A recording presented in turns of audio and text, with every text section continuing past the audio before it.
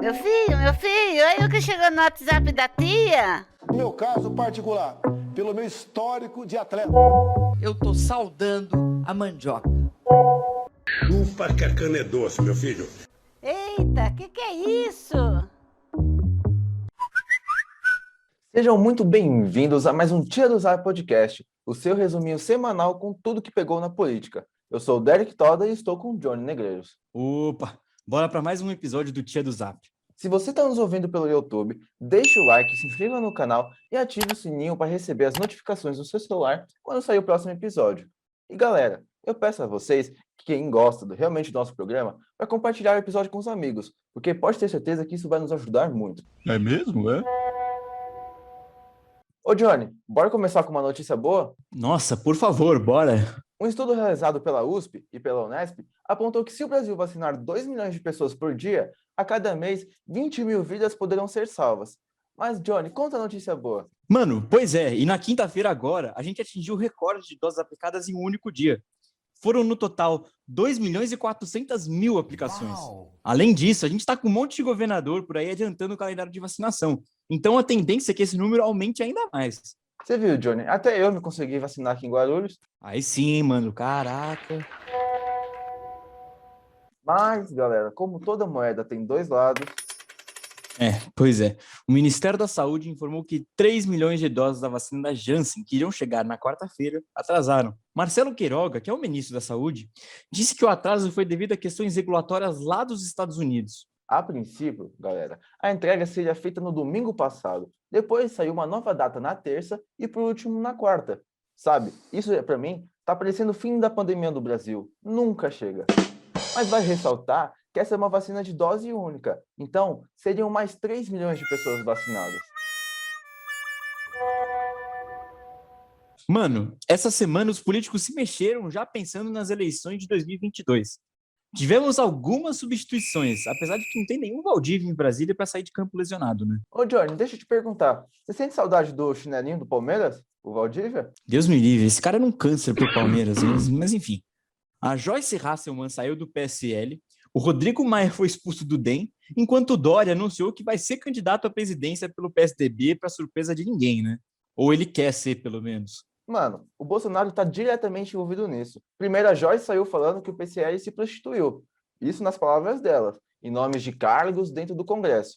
Depois, o Maia bateu de frente com o ACM Neto, que é o presidente do DEM e se aliou ao Bolsonaro. E para finalizar, o Dória quer se candidatar para ser uma espécie de terceira via e tentar ser presidente ano que vem, né? Mas relaxa, Johnny. Eu tenho certeza que antes mesmo de alcançar alguma chance nas eleições, a candidatura brocha igual a ele. Galera, a Câmara dos Deputados aprovou um projeto que reduz o combate à corrupção. E, infelizmente, eu não estou falando coisa errada. Vamos tentar explicar esse rolê todo. Lá em 2018, o deputado Roberto de Lucena, do Podemos, apresentou esse projeto que ficou nas mãos do Carlos Zaratini, do PT, e foi aprovado às pressas por força do presidente da Câmara, o Arthur Lira, do PP. Mas o que diz o projeto afinal, Derek? Ele diz que a improbidade administrativa ou desonestidade administrativa, que é uma lei que pune um governante que faz cagada no poder. Basicamente, só pode punir o político se ele tiver tido a intenção de fazer a merda. Ou seja, se for sem querer, tá tudo bem. A Folha de São Paulo explica. A lei de improbidade foi promulgada em 1992 em meio às denúncias de corrupção do governo Fernando Collor, com o objetivo de penalizar na área civil agentes públicos envolvidos em desvios. Ou seja, gente, se esse projeto seguir todas as exigências e passar a valer, a entrar em vigor, os políticos vão poder fazer merda por aí, desde que seja sem querer. A Folha continua. O texto prevê que a improbidade só será considerada quando ficar comprovado, e essa parte aqui é ipsis literis do texto que a Câmara aprovou, ficar comprovado o fim de obter um proveito ou benefício indevido para si mesmo ou para outra pessoa ou entidade. Pela lei atual, o gestor pode ser punido por ato culposo, ou seja, sem intenção, mas que prejudique a administração pública. E, gente, é muito difícil de se provar que um prefeito, governador, por exemplo, teve a intenção ao desviar dinheiro público. Então, na prática, isso aí é uma lei de impunidade. E tem como ficar pior, João? É lógico que tem. Deputados bolsonaristas e deputados petistas votaram juntos favoravelmente ao projeto. Será que é essa a única união dos extremos possível? Na quinta-feira, olha só, o PSOL apagou um anúncio de contratação por pessoa jurídica. O portal O Antagonista detalha: o PSOL sempre esbravejou no Congresso contra a contratação por pessoa jurídica. Durante o debate da reforma trabalhista, por exemplo, o partido alegou que o modelo beneficia os empresários. Olha, a gente não vai entrar aqui no mérito se é justo ou não alguém ser contratado sem os direitos da CLT, que é o que acontece quando se contrata por pessoa jurídica. Porém, temos aqui um claro caso de hipocrisia por parte desse partido, o PSOL. Ô Johnny, você sabe que tá de volta o Tia do Zap? Ô, louco, diz aí. A CPI da Covid. Na terça-feira, o ex-secretário de Saúde do Amazonas colou lá. Aí, o senador amazonense Eduardo Braga, do MDB, o questionou sobre aquele episódio trágico da falta de oxigênio no estado. Segundo documentos da White Martins, que é a empresa que tinha contrato para fornecer o oxigênio no Amazonas, desde julho do ano passado a companhia tinha medo com relação à explosão de consumo de oxigênio. Na audiência, o senador disse: nós estamos falando de julho de 2020 e as pessoas morreram por falta de oxigênio a partir do dia 8, dia 9 de janeiro de 2021. 6 meses para providenciar oxigênio. O que aconteceu no Amazonas foi uma verdadeira tragédia. Já na quarta-feira, o ex-governador do Rio de Janeiro, Wilson Witzel, que sofreu impeachment por fazer coisas suspeitas, tipo coisa simples mesmo, sabe?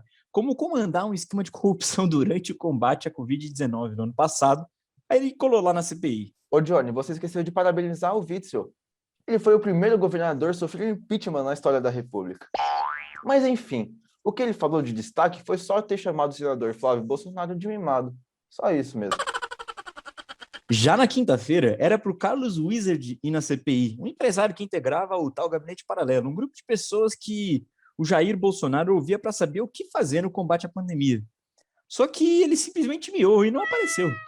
Eu disse, né, alguns episódios atrás, que ninguém mais respeita essa CPI. E olha, cara, eu acho sinceramente que o Bolsonaro podia trocar de ouvidoria, olha. E Johnny, pelo menos a comissão definiu que ele teria que colar de forma coercitiva. Ou seja, os policiais vão bater na porta dele e levá-lo na marra para depor.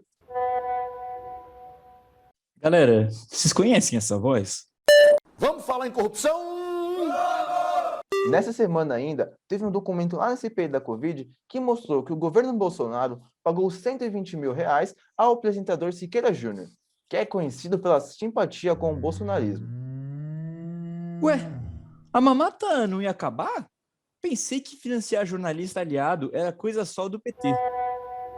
Na quarta-feira, cara, o Banco Central decidiu elevar a taxa Selic para 4,25%, um aumento de 0,75 ponto percentual. Gente, a taxa Selic é a taxa básica da economia brasileira. A maioria dos investimentos financeiros é feito com base nela. Então, por exemplo, com esse aumento da Selic, fica mais caro para alguém ir no banco e pegar um empréstimo. O G1 noticia: o objetivo é conter a pressão inflacionária. É a terceira elevação consecutiva da taxa. Que beleza! Bom, galera, a gente chegou naqueles 2 minutinhos finais em que política é assunto proibido. Então vamos falar do Campeonato Brasileiro, porque esse final de semana, no sábado hoje, a gente já tem jogo. Na verdade, a gente tem um único jogo, que é Flamengo e Bragantino, lá no Maracanã, às 9 horas da noite. Aí no domingo, às 11 da manhã, a gente vai ter Palmeiras e América Mineiro, no belíssimo Allianz Parque, meu Palmeiras. Depois, às 4 horas, a gente vai ter alguns jogos. Bahia e Corinthians, lá em Salvador. Internacional e Ceará, lá no Beira-Rio. Cuiabá e Grêmio, lá em Cuiabá. E ainda, às 6h15, a gente vai ter Fortaleza e Fluminense, em Fortaleza. Atlético Paranaense e Atlético Goianiense, o jogo é em Curitiba. E o clássico Sansão, lá na Vila Belmiro. Às 8h30, a gente vai ter um jogo de 2 times que lutam na parte de cima da tabela, Juventude e Sport Recife, às 8h30, lá em Caxias do Sul é o jogo. E na segunda-feira, às 8 horas da noite, a gente vai ter o Galo jogando contra a Chape, lá em Belo Horizonte. Galera cartoleira que joga nossa liga e acompanha o Cartola, nessa próxima semana faremos um exercício de verificação. Então, se você não está seguindo a página no Instagram nem inscrito no nosso canal no YouTube, você poderá estar desclassificado do campeonato e deixar de ganhar numa camisa, caso você seja campeão. Então fique ligado com as dicas do que vamos postar nas redes sociais durante a semana, porque isso é uma coisa importante. Pois é, galera. E para quem perdeu, não sabe o que a gente está falando, a gente criou uma liga no Cartola, cujo vencedor vai ganhar uma camisa da loja Alpha Imports. Então é uma camisa à escolha do vencedor. Agora, se você ainda quiser participar, você está com 3 rodadas de atraso, eu recomendo que você entre logo. Mas, cara, corre lá. Se você for bom mesmo, você ainda vai conseguir ganhar uma camisa de graça. Não use o Tia do Zap Podcast para formar a sua opinião. Aqui, a gente tem sempre uma visão crítica com as notícias. Então, se você quer ter um pensamento bem embasado, leia, pesquise para ter uma opinião de fato boa, sabe? Não vai basear a sua opinião só no Tia do Zap. Tia do Zap Podcast. A diferença é que aqui não tem fake news. Até semana que vem, Derek. Até, Johnny. Valeu pelo programa.